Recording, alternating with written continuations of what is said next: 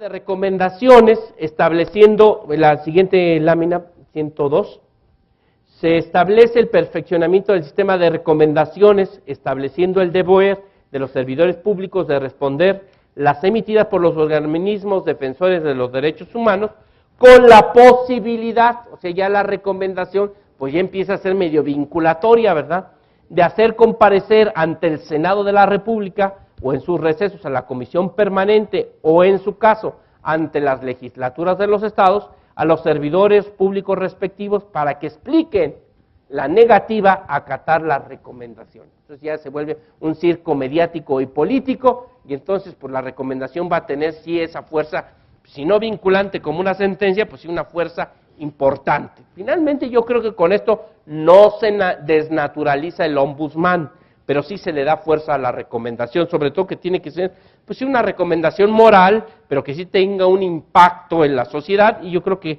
se logra con muy buen tino con este sistema.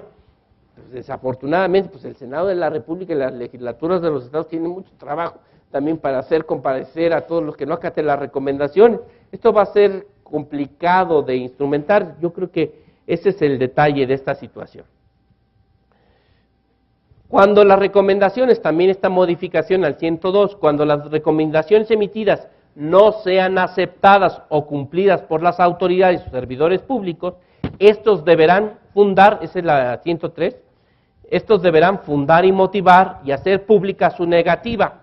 Además, la Cámara de Senadores o en sus recesos la Comisión Permanente o las legislaturas de las entidades federativas, según corresponda, podrán llamar a solicitud de estos organismos a las autoridades o servidores públicos responsables para que comparezcan ante dichos organismos legislativos a efecto de que expliquen el motivo de su negativa.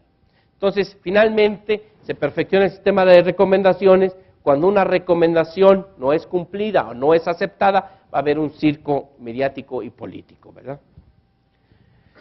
Se amplía la competencia, la siguiente, 104, se amplía la competencia de los organismos defensores de derechos humanos para quitar la limitación de asuntos laborales. Y ahí todo el mundo estamos pensando, ¿y ahora qué van a hacer las comisiones de derechos humanos que ahora sí van a conocer de asuntos laborales?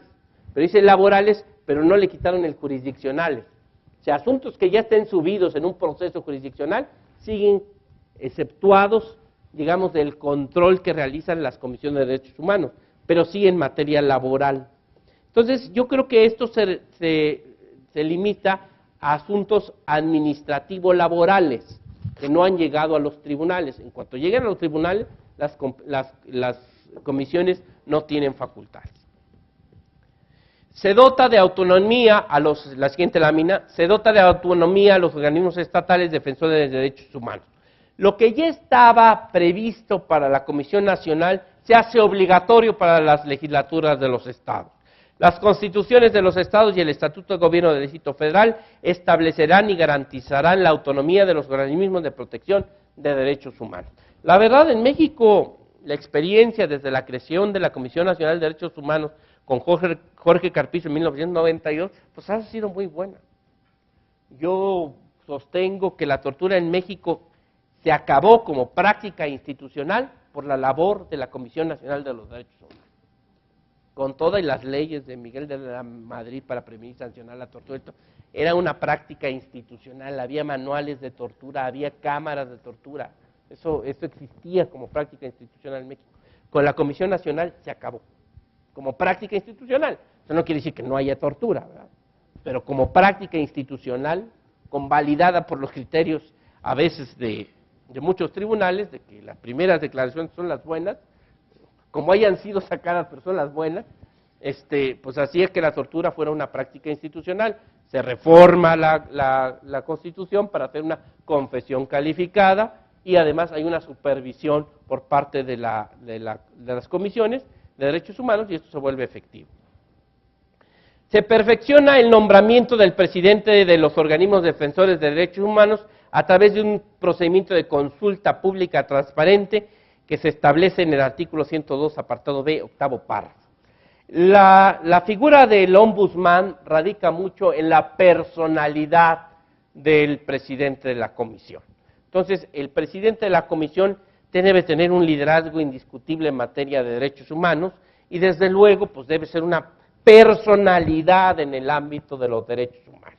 El ombudsman trabaja con una fuerza vinculativa que va mucho de la mano de la honorabilidad y del liderazgo de la personalidad del ombudsman. Yo les puedo decir que no es lo mismo la Comisión de Derechos Humanos de Jorge Carpizo a la Comisión de José Luis Soberanos o de Miguel Rocati. O sea, se ve el cambio de personalidades y desafortunadamente los resultados de las comisiones.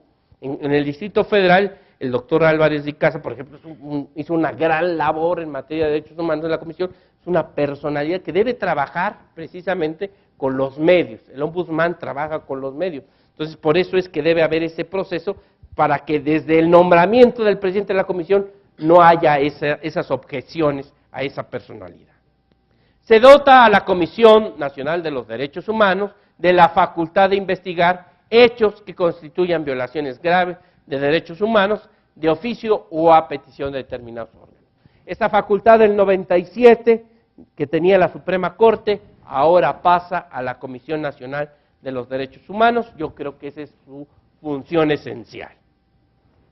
En la siguiente, 108, se agrega la legitimación activa que ya tenía la Comisión Nacional de Derechos Humanos y los organismos equivalentes de las entidades federativas de impugnar normas que violen, además de los derechos humanos contemplados en la Constitución, los recopilados en los tratados internacionales. Es decir, se da legitimación a las comisiones nacionales y locales de tener legitimación activa en la acción de inconstitucionalidad para plantear la no conformidad de una ley local o federal, en su caso, con los derechos humanos consagrados en el bloque, Constitución o tratados. Y con esto terminamos lo del día de hoy. No, pues muchas gracias, nos vemos el día de mañana. Muchas gracias.